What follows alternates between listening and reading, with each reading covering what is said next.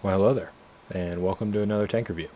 I'm Corny Swiss, and today we'll be looking at the T28, premium rank 4 6.7 battle rating tank destroyer. Now, as with all reviews, before we get started, if there's a specific part of the review you want to go see, like gameplay or maybe just a final opinion, all that's timestamped down below, so feel free to check that out. But if you want to hear the garage portion of this review, let's get started. So the T28 and the T95 are basically the same tank. In War Thunder they're divided, in World of Tanks they're divided primarily because they were both prototypes. The T28 kind of being the precursor, sort of the idea of what would eventually become the T95, although the T95 never technically left prototype stage. They were both designed to assault the Siegfried line and break through those heavy fortifications, but it turns out they weren't needed, and the T95, the only, because I believe there were two prototypes. One was severely damaged due to an engine fire while performing trials, and the T95 somehow ended up in a field in the middle of nowhere for 27 years, until it was found, put on display in Kentucky, and then moved to Georgia, where it sits on display today. Hopefully I'll get to go see it someday. I would really like to do that. But the T28, it's the rank 4 premium. I picked this up during the VE Day sale, and so far, well, I mean, we'll talk about the price. The base price for the T28, I believe, was 7,500 eagles. So if we come over here to this, that'll run you about, what would that be, about 60, no, I have to do math, 39 bucks to get this tank. And at the end, in the final review, I'm going to be doing an evaluation on whether I think it's worth it or not, given that we do have a couple other rank 4 premiums. We have the M26E1 and the M46 Tiger. Obviously I don't have either of them, but based on their non-premium counterparts, I feel like I can give a good judgment as to whether the T28 makes a better premium than either of these two. Alright, so we'll get to that at the end. Let's talk about the machine. Like I said, rank 4, 6.7 battle rating, all the premium bonuses. 59.4 ton machine, 500 horsepower, 2,600 RPM, 13 kilometers an hour. This thing is really, really slow. It's tremendously slow. Power to weight ratio, just eyeballing it, haven't done the math, it's probably about an 8 or 9, maybe less horsepower per ton. That's not good. That's really, really slow. I will say something though. The T28 and the T95 both have this ability to get to that 13 kilometer hour top speed, well, 12 kilometers per hour, relatively quickly. The thing is they will not go faster than that, and there are a lot of things you can do to slow it down. Maximum inclination 41 degrees. That's fairly standard for heavy tracked vehicles. 11.8 degrees per second turret rotation. That just means how quickly the gun rotates side to side. And if I'm not mistaken, the gun arc on this thing is about 10-12 degrees or so. So, that's alright. You could basically rotate your entire gun arc in 1 second from one side to the other. Vertical guidance, 5 degrees of gun depression, 19 degrees of elevation. 5 degrees gun depression is much less than you're used to with your tanks, but the difference is this thing sits so low to the ground that you're practically, you're really short, and it's a closed top machine. It's very difficult for that breech to move up and down, especially on a 105mm gun. So, understandable gun depression. The gun depression really isn't what does you in this tank. It's perfectly serviceable and probably good for what you're getting here, a very low profile tank destroyer. 19 degrees of elevation, kind of the same deal applies. You're so low to the ground that you only can really raise the gun so much before you're on the floor, but never had a problem with that. So, the reason people look at the T28 is its armor. 13 kilometers an hour, it's got to have something, right? And it has armor. It has a lot of frontal armor. The gun mantlet, right here, this big block here, is 292.1 millimeters of armor, and behind it you have 305 millimeters of armor, solid. covering basically the entire front part of the tank here. And it also overlaps behind the gun mantlet, so don't bother trying to penetrate the gun mantlet of the T28. It's very difficult to do. You have a lower plate here, which is 133.35 millimeters, but thanks to sloping, it's 290 to in excess of 500 in some places. Usually you can expect this lower plate to be about 300 or so. That's pretty, yeah, there you go, 300 or so. If you line up perfectly, about a little over 300 millimeters of armor. So don't go bother shooting the lower plate. But as most people have figured out, there is some weaknesses. These cupolas. In World of Tanks they were a weak spot. In War Thunder they're a tremendous weak spot. 76.2 millimeters. That's a real letdown. Even with sloping, it's 118 millimeters. And once you get to the very top, the top part of the cupola will bounce, this bit right up here. But if they hit you in kind of the more meaty part here, it's very likely to penetrate. And when it does penetrate, it causes some problems. And both cupolas are equally vulnerable. This one more so because it sits a little forward of the tank, but this one too, same deal. So, frontal weak spots, the cupolas. That's basically it. Sides, I mean, this thing, it's the real advantage the T95 has over the T28 is it has the extra tracks bolted on and the extra side armor. This thing has 50.8 millimeters of side armor, has the 50.8 in the rear, 50.8 on the other side. You do have this section up here which is 63.5, and it is kind of sloped, but it's not that great. This is the weakest, on the T95, this is the weaker part of the side armor. But here, I mean, it's side armor, you know. If they get on your side in a T28, it's very difficult to get them off, especially if they get behind you, you're toast.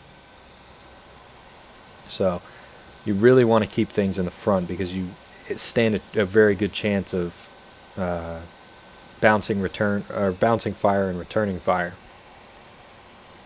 But you have to do it at somewhat of a range due to the cupola weak spots. In my experience, this range is about 800 meters or so. That's usually where Russian guns tend to stop hitting this thing plumb and start hitting the top or hitting your front armor here or just missing. It's 800 meters seems to be the minimum distance you want to be to 122 millimeter guns, and German guns as well. It's difficult for them to hit. This is a very difficult target to hit at, medium to long range. It's almost impossible because it's so small and it is angled, and if you don't hit this thing plumb, you really won't penetrate, and there's not much room there. So this thing needs to be at range for that reason, but also you think about it, this thing is very vulnerable to the sides and rear, and it's really slow. It turns decently. The T95 turns much better, but the T28, it turns decently. It's fine, it's probably average, but you just really want to keep this thing at range. And I mean, honestly, you have the gun to do. When it comes to ammo choices, you have 3 options, all of which are unlocked because this is a premium. You have the T32 shell, 18 kilograms, 975 meters per second, penetration values at 0 angle of attack, 258 millimeters penetration at 10 meters, 218 at 500, 178 at 1500, and 155 millimeters penetration at 2000 meters. It's pretty good. It's a very solid armor-piercing round. The only thing I wish was different was if the damaging effect was explosive, not fragmenting. It means that a lot of times you can't take advantage of ricochets or sneaky mechanics like bouncing the shell off into a shot trap. You won't do as well because the shell's not going to explode when it goes into the shot trap. For example, German ammunition that has the explosive damaging effect, well, a lot of times you bounce into a shot trap and then explode, which generally will cause serious problems for the tank that was hit. You won't really get that with the T28. You also have an APCR round, 11 kilogram shell, 1,128 meters per second muzzle velocity, At a 0 angle of attack, you have a 315 millimeters penetration, 285 at 500, 223 at 1500, and 196 at 2000. That generally means that this is an upgrade in terms of penetration against targets as range increases. One problem you might run into is that its normalization is 2.5 degrees lower than the T32 shell, which means that you might struggle against sloped armor more so with this shell than you would with the T32 shell, which gets a little bit more normalization. Now, this T29 E3 shell is I found it useful against the front of Mouse's turrets, because I can generally just pick off the gunner and I believe the commander or the loader, whoever sits behind the gunner, and even hit ammo racks behind and generally cause problems for him. The T32 shell at medium range isn't a guaranteed penetration, whereas this basically is, assuming I hit the, relatively near the center seam of the turret. Right, so you should carry some of this, basically. You may not use it, but you definitely need to carry some, because there are situations where it comes in handy. The HE shell, in my experience, this HE shell is mediocre, I guess, is the best way to term it. I have mixed feelings about it, because I've had plenty of times where it's failed me really badly, where it just hasn't done anything and I basically wasted 20 seconds because I've had to reload. Like, I fire the shell, I'm reloading, and that's 20 extra seconds. Basically, I have to take one more hit before I'll be able to send a different shell at the target. It's a 15 kilogram shell, 945 meters per second muzzle velocity, 17 millimeters penetration at all ranges, all angles of attack. Well, that's like cool and all, but I don't get the results that people say they do. For example, people were saying that if you shoot this into the front of, for example, IS-3s, that you can knock them out. And that wasn't my experience. I carry some of this now, because I carried a lot of this while I was playing this tank to experiment with it and try and run into situations where the HE would be effective. Generally, it was your classic situations where it's an open-top vehicle and I hit it with HE to kill it. That's basically where this thing was useful. So I can't recommend it because it wasn't successful for me. The T32 shell did everything this HE shell did and more, primarily because it actually did things on average.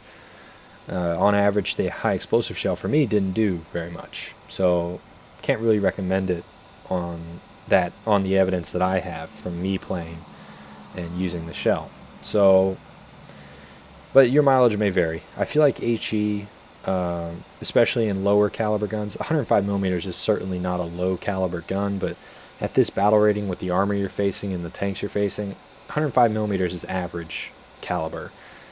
Same reason why you don't fire HE out of T-34s or Shermans, because it's an 75, 76 millimeters is average caliber for that tier, and the armor can defeat it. So, well, the armor can defeat the HE shell, so kind of why use it? But feel free to give it a go. If you have some targets that are very dug in, maybe you can knock out the cannon barrel or things like that. But generally, I don't recommend it. So that's the ammunition.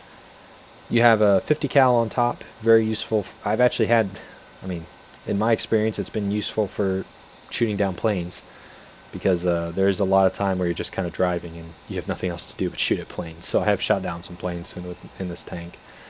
105 millimeter gun, like I said, 62 rounds of ammunition. You have plenty of room to sort of mix and match ammunition loadouts and things like that, because your rate of fire, 20 seconds to reload the gun. I have a decent crew, and it's you won't run out of ammunition, that's for sure.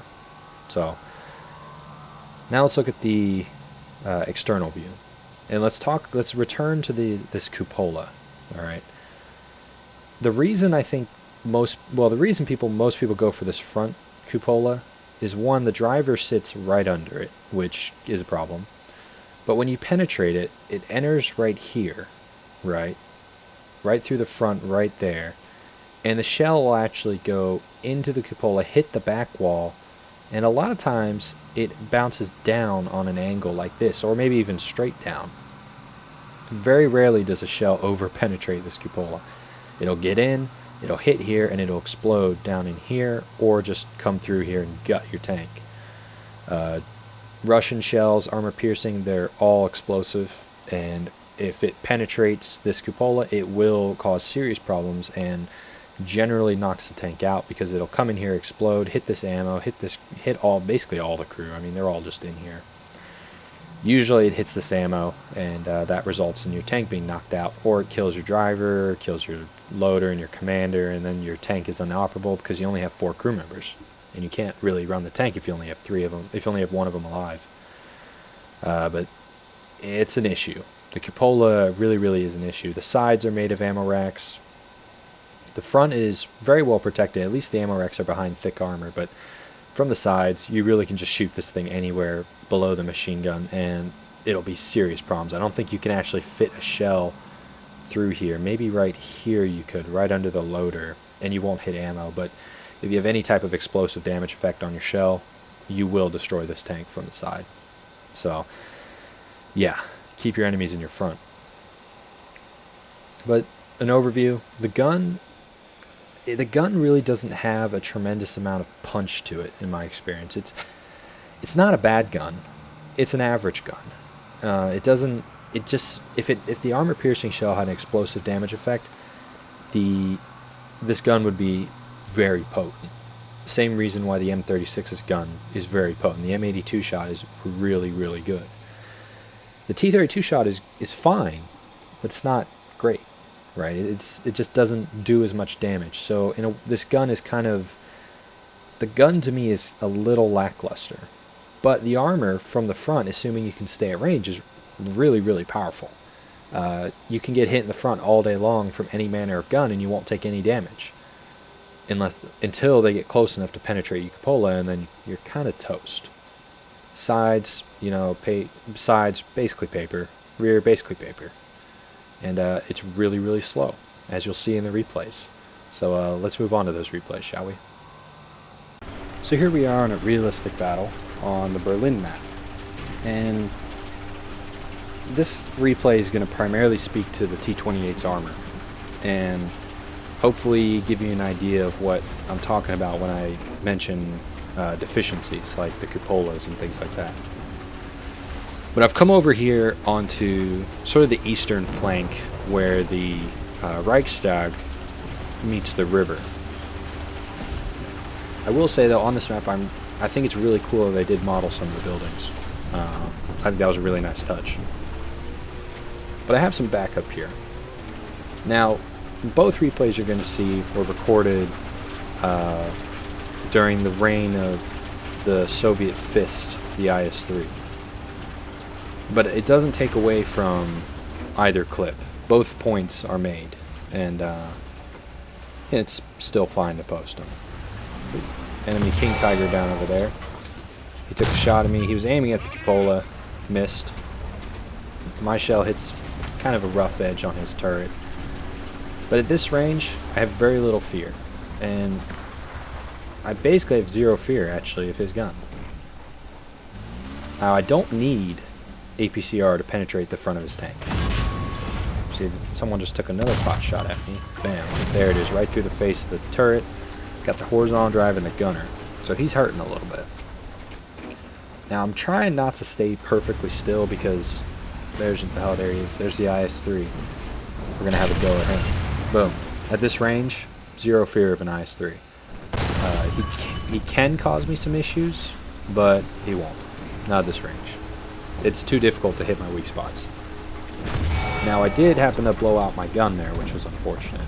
And there you saw a shot, I believe it was from a Panzerhaus F, go low and hit my the front of my tank, which he has zero hope of penetrating. Another shot went low from the King Tiger, and you can see they're peppering the lower part of my tank. In World Tanks, the lower plate was really a weak spot. You see my teammates are using me as cover. It's a very effective strategy. The T28 and the T95 are both short machines. So there are a fair few tanks that can poke over them and use them as cover. But at this range, I can kind of just sit here. It's going to be difficult for them to hit me, or hit me effectively in places I care about. But I'm now using my machine gun to light them up, but we are going to have to advance. We aren't, I mean, the thing is we could win by sitting here, but probably not. Our teammates are trying to cap A, but the issue we're going to have is that if these guys stop paying attention to us and they take a moment to kill our teammates in A, we lose. That's not good. And we're all just kind of stacked up here. So ideally, once I'm repaired, I'm going to move forward, and hopefully the team can take advantage of me sort of drawing fire to the open and take advantage of that to get some sneaky shots in and cause some problems. But you can tell I've been sitting here just taking hit after hit. This is where the T28 thrives. You know, they have not done any significant damage to me. Blew out my gun, partly my own fault. They've blown off my tracks, big whoop. I'll put new ones on. And once I'm done repairing, I'm actually going to push out around this corner and start trying to be a little bit more aggressive to hopefully bust out of this flank. Because we have plenty of tanks here, and we have some very good machines here. We need the impetus to move forward. There's the IS-3. Shot goes low. Taking all kinds of hits, probably just from machine gun fire.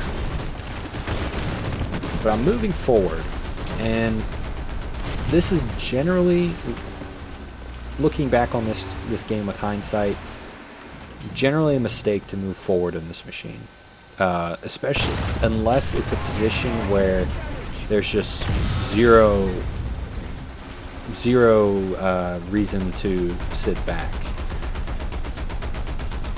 Now, the point of this replay is the armor. So don't really take into account my poor shooting or the gun performance.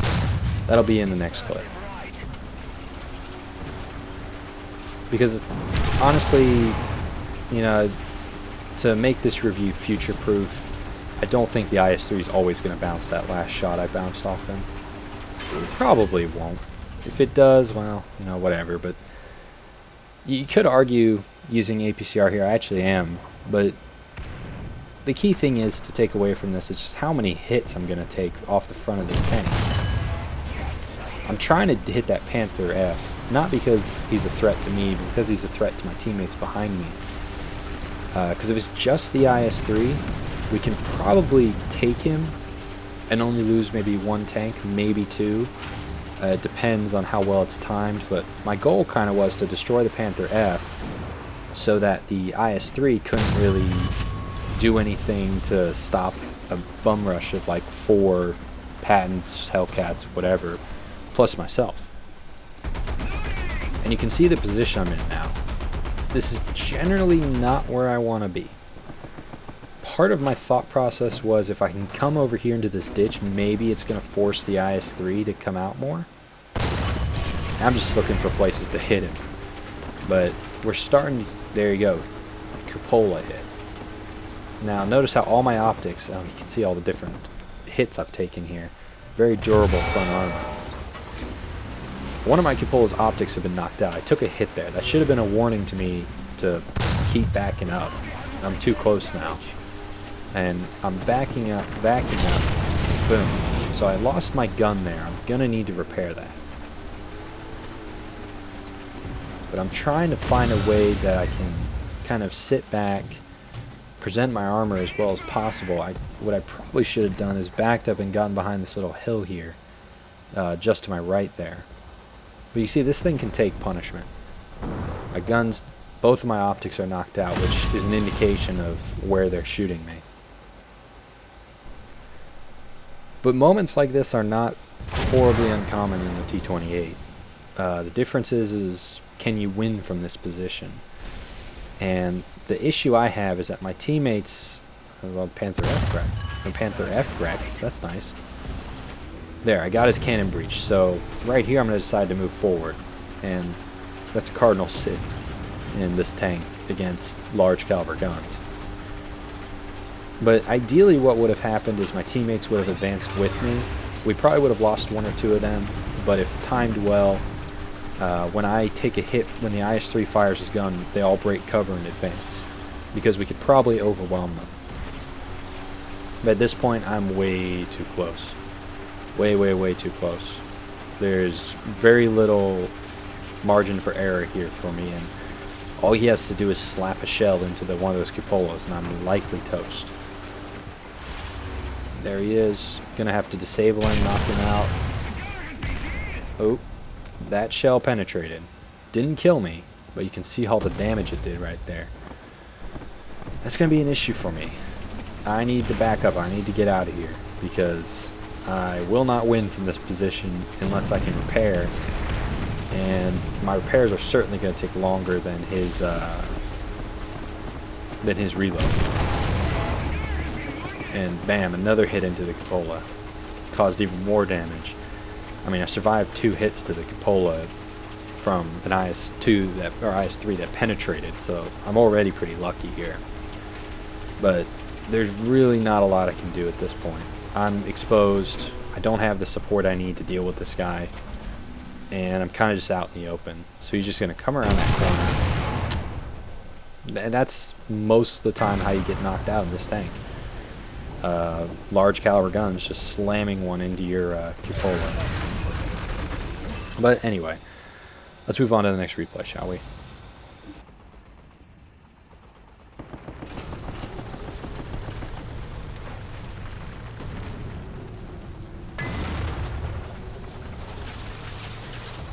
So here we are in a realistic battle on the Normandy map. Now this map is actually really interesting. It's kind of divided into 3 zones just by how it's terrained, I guess. The southern part of the map is hedgerow, big fields, very campy. I generally don't like going there because there's too many ways to take advantage of the bushes and stuff, and generally the object you don't have to go there to win, right? In domination there's 2 other cap points, and in single cap I don't think I've ever seen it be just out in the field. But like most good heavily armored tanks, I'm going to advance into the town and try and hold off the enemy hordes by hopefully putting myself in front of my teammates and letting them shoot over top of me. You know, for example, if Tiger 2 is sitting behind me, he can cover his lower plate. American tanks can cover their upper glacis and lower plate. That 30 could cover most of his weak spots as well. And I believe the 30 is tall enough to shoot over the T28 and T95, so that might be a pretty powerful little combo. But you can also see how slow this thing is. I mean, I'm booking it right now, and I'm not going to get there quickly. And you kind of see the tank basically has to go all the way. Well, I mean, it goes to 2nd gear and it can turn, but you kind of have to let it start turning before it really grabs the ground and shifts. But we're going to push around this corner. We're going to move into sort of the town square, because that's generally where the fighting takes place. We have some tanks farther down this part of the street, so not really interested in going there. And here we go. This is a decent little spot to post up in the T28. The enemy will generally have to come at you from the front, especially if you have flank support to the right, because there's other tanks further down the street. But I'm basically going to try and just push all the way around this corner, or at least, if not all the way, at least go some of the way around to hopefully, there you go. When you're coming around corners, always be sure to turn the tank as you're advancing, because you really want to cut off that corner and keep your front armor facing them as often as possible. Solid hit. IS-2, very dangerous. But I do want to keep advancing because there is lots of cover here, and I'm trying to basically give my teammates the impetus to keep moving forward.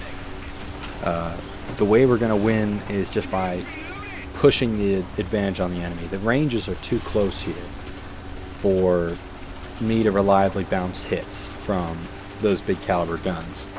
So I want to be a moving target. I want to move my cupolas. I don't want them to be stationary, and I want to keep pushing the fight to the enemy. This is usually a very bold strategy, but when the combat ranges are dictated in such a way that they're not in your favor in this tank, you really have to just kind of take the reverse course of action. Be aggressive. Aggressive play generally pays off more than very passive play, in my opinion. Normally you see people who are doing really, really well are playing really, really aggressively. That's what sometimes you need to channel, but not often. There's all kinds of things here. The IS-2 I managed to knock out his horizontal drive, so I don't have to worry about him immediately.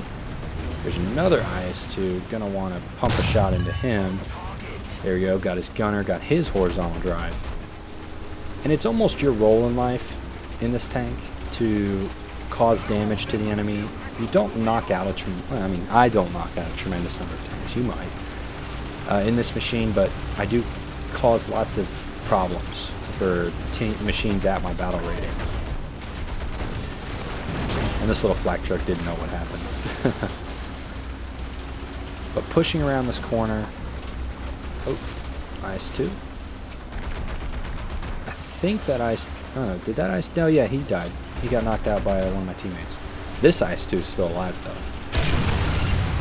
Bounce his hit, or bounce his shot, rather, because I can't speak English. I know he's reloading. I can very casually spin the tank around. He's not going to get away from me. Patton 2 puts a shot into him. I hit his gun because, you know, I'm good. But the Egg Panther comes around and finishes him off, no problem. Now we have pushed pretty aggressively here, and I need to spin this thing around, and now I want to push more towards the beach. Because we do want to try and prevent to assist in the cap. ZSU got some right there, that's for sure. But we're going to push through, and I really want to get down onto the beach, because at this point in the game, it's a good idea to cut off the enemy spawns, make it so that they can basically have to spawn under your guns.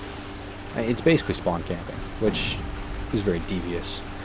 But at the same time, in this situation, it's the strategy. You want to basically make it so that wherever they spawn, you immediately have guns on them, and you have multiple guns, so that when they shoot and break spawn protection, you can just kill them. Now, I should have gone to the beach. I decided not to, obviously. But I'm pushing over here towards their southern spawn. And my plan was to check it and then move to the cap.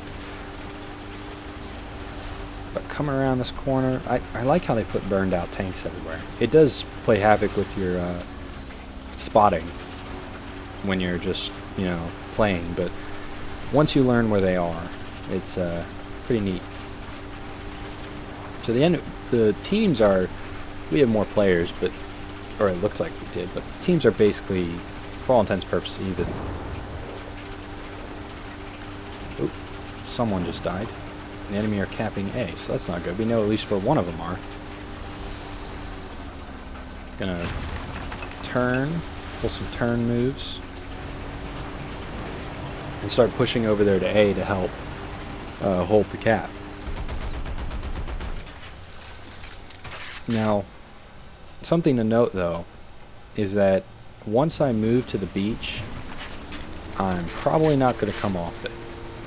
It's going to take me a while to go up, traverse that slope, and I certainly won't be able to help the rest of my team. So whenever you're going downhill in the T28 or the T95, you really have to think about, am I okay with committing to this course of action, to this section of ground?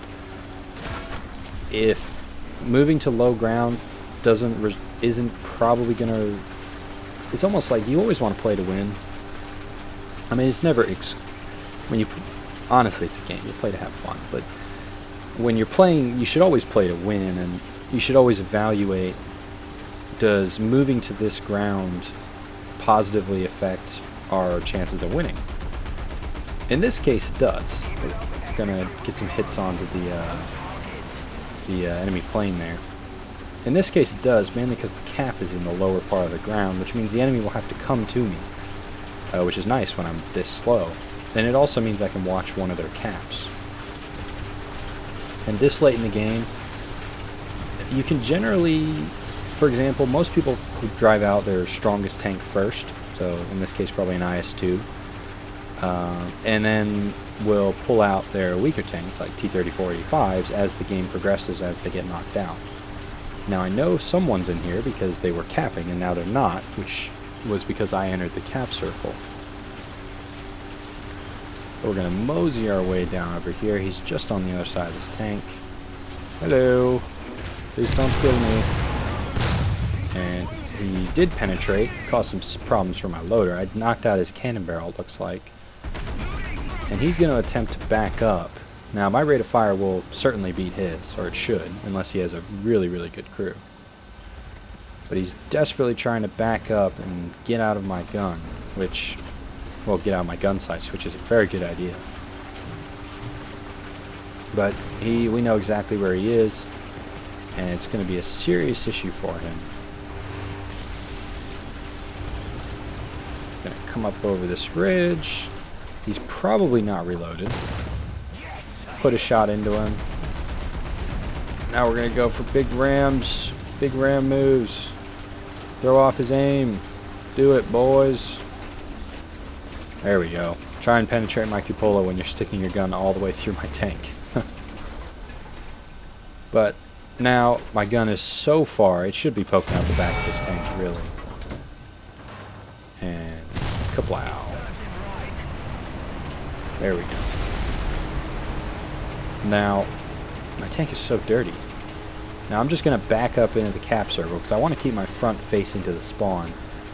It looks like my teammates are hopefully going to be able to cover the approach from the other spawn, and all I need to worry about is whoever spawns directly in front of me. At least that's the theory, that's the hope, the dream. But I also have to worry about my gun depression here because I don't want to stick out over the edge. But also this late in the game, a lot of players will have planes, which is something you have to watch out for in this tank because it's so slow. Generally, it means if someone has the vengeance for you and really want to have a go, they can generally get one. IS-1 really doesn't stand a chance. Not like this, at least. He can do just about anything he wants, and I'm pretty sure I win the engagement. Well, I mean, I know I do, but I don't think there's many things he can do that make it so I don't win the engagement. And a B-25 killed him. It's always nice. Air support's always nice. I definitely could have handled it, but thank you. But now I want to get back in the cap circle. I really shouldn't have advanced out of it. But I need to back up into the cap circle and hopefully try and cap this out and win the game. Oh, there's some bombs. Quickly move forward. Aha. Scumbag. Can't kill me this time. Swing the machine gun around because, oh, taking hits. It doesn't really matter though. AAA.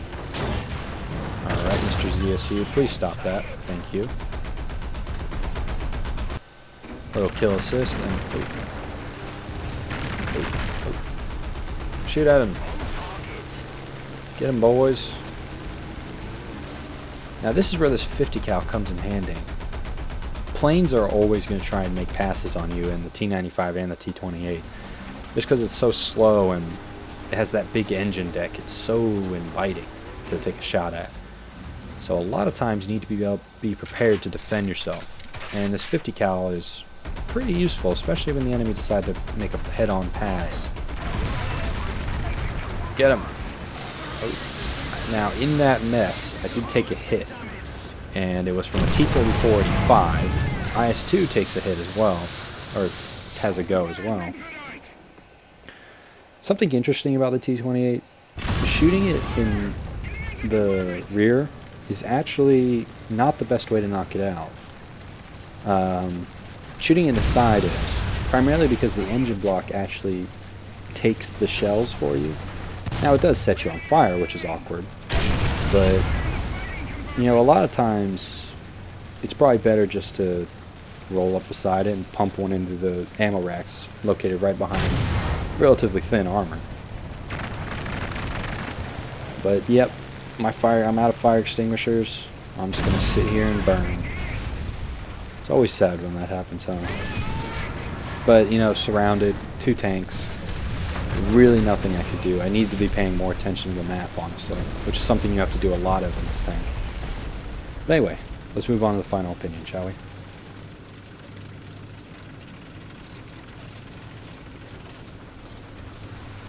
Alright, so opinion time. What do I think of the T28? I struggle to recommend it. And it's the same reason why a lot of people struggle to recommend the T95 in World of Tanks. Primarily, the T95 is better in World of Tanks, but I'll leave that for the T95 review. The reason I struggle to recommend it is because I've come to determine that I think speed is the most important thing in War Thunder to some degree. Usually speed, although it means you have no armor because armor and speed are mutually exclusive. The only thing that isn't mutually exclusive, because I guess I should explain my whole theory. There are 3 things that matter in War Thunder when it comes to your machines: the gun, the speed, and the armor. Armor and speed are mutually exclusive, because if you have a lot of armor, you don't have very much speed. T28 is a prime example, T95 is another prime example, Mouse is another one. But if you have no armor, you have lots and lots of speed. Hellcat, for example. Yeah, basically Hellcat is the best example I can think of off the top of my head. The gun is the only thing that isn't mutually exclusive. And the Hellcat has a really good gun, but part of what makes that gun really, really good is that you can flank endlessly, just because of how fast the machine is. And it brings me back to the idea that I think speed in this game is one of the most important attributes a tank can have. If a tank is fast, it'll almost always be able to find a niche, unless it's so ridiculously up battle rated that its gun just simply can't penetrate anything. And I think you'll notice a commonality amongst tanks, or tanks that people like, and you'll notice that they're generally fast. Or if they're not fast, they're generally decently quick. Maybe they generally won't have tremendous armor. They'll have like below average armor, but they're fast, and that gets the job done. Because you think about it, for example, a lot of people like T34s, especially the like 1941 and those types of variants. Basically prior to the T3457 and T3485. Part of what makes those tanks really good is that it doesn't have a lot of armor, 45 millimeters, but sloped back, you know, and by having lighter armor, it actually has very good maneuverability and speed capabilities. Kind of the same deal with the Sherman. Sherman doesn't have a tremendous amount of armor. Basically most guns at the tier can penetrate it, but it has a decent engine. It has a low top speed, but it gets to that top speed relatively quickly and has a lot of grunt. And that acceleration basically falls under speed, which is why I think those two machines are very, very popular. So the T28 doesn't have the speed, and people are going to find that very frustrating, because it's very likely that it's not likely, but it's very possible that games can be over by the time you get to the battle, because the enemy team just swoops in, kills everybody, or your team swoops in, kills everybody, and you're just left kind of trying to catch up and clean up. And there's also plenty of times when, I just said it, the enemy team swoops in and you're left out in the open against like 4 tanks and you're toast. So it's also incredibly inflexible. T28 is just not a flexible machine. It does one thing. It sits at medium to long range and holds its position and shoots back at the enemy as it laughs at their return fire. Once you get to close range, it really struggles. You really have to use tricks. You have to waggle around. You have to really pull out all the tricks in the books to survive, because it's just, the cupola is just too easy to target, and every gun this thing faces can penetrate it. except AAA. Some AAA can, but not all of them. So I can't really recommend the T28, especially not, like, if it was, I don't even know, if it costed less, I still don't know if I'd recommend it over the others. I mean, I said it before, I don't have the M26E1, and I don't have the M46 Tiger, but I have played the M46, and I have played the M26. So I have an idea of what these tanks do, and both of them are very flexible. They both do a couple things decently well. T28 does one thing well, but it's very specific circumstances. Now, the advantage it has is 6.7 battle rating. Well, I say that. The M26 has a 6.3. M26 is actually basically the same price, and I think I would go for the M26 over the T28 for sure. M46 is lower price, so if you want to spend less money, 7.0 battle rating is not much different, and you have a pretty quick medium tank with a potent gun, so I don't see the problem there. And when you look at it, these two earn the same bonus. This one earns a slightly less bonus. So M26, M46, I would buy either one of those before the T28, honestly. I picked up the T28 because it was on sale, and I don't regret buying it. I never regret buying premium tanks, because part of what I want to do is I want to explore them, experience it, and see what is going on with them. And the reason I didn't buy the M26 or the M46, because I decided I was going to buy one of the Rank 4 premiums, because it was 30% off sale. I can't remember if they were all discounted. I think they were. If they weren't, then the reason I bought the T28 is because it was discounted. But assuming they're all the same price, I know what an M26 does. I know what an M46 does. I don't know what a T28 does. So, that's why I bought it. But I can't really recommend it. The others are probably much better, and will be easier to grind out whatever you're trying to grind out. So, yeah, final opinion, it's not good. It's below average. You can get really good results from it, but on average, it struggles a little bit. There are better ways to spend your money, for sure. So, but, as with anything, when it comes to spending real money, your mileage may vary. Take everything I say with a grain of salt, because, it's your money, not mine. But personally, I don't think I could tell someone to buy this tank, just because it doesn't do enough things. Basically, it does one thing, and in certain circumstances, it doesn't do that very well. When the enemy gets close, you're kind of toast. So, anyway, yeah, that's going to be it for this review. Thanks for watching. If you have any questions, comments, concerns, please put them in the comments section. I'll be more than happy to read them and answer those questions. And yeah, thanks for watching. I've been Corny Swiss, and I'll see you next time.